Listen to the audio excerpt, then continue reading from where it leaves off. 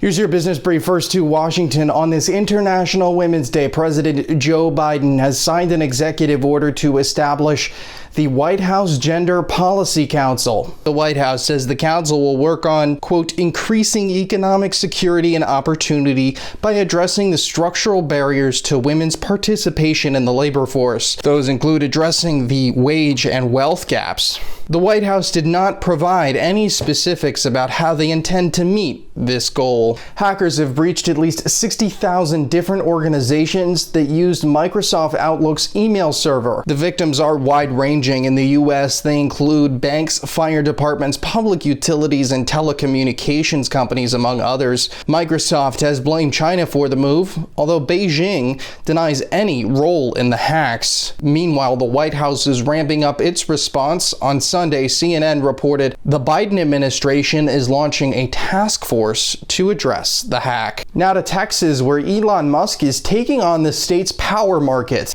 Tesla's subsidiary Gambit Energy Storage is currently building a 100 megawatt plus battery storage system near Houston. The battery will be connected to the power grid that failed as part of last month's historic winter storm that blanketed much of the region.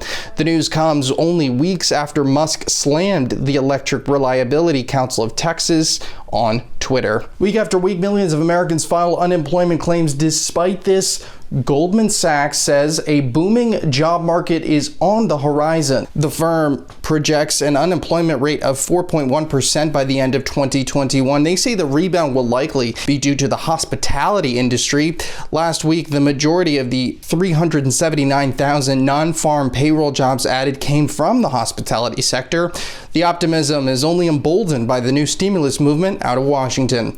And finally, American Airlines has announced their plan to pay back the government as part of the loan they received in the wake of the COVID-19 induced economic downturn. The air carrier will issue $5 billion in bonds. They will also seek a $2.5 billion loan backed by its frequent flyer program. American Airlines, along with its competitors Delta and United, mortgaged their frequent flyer program to cope with the steep decline in revenue. That's your business brief. I'm Hirschfeld in New York.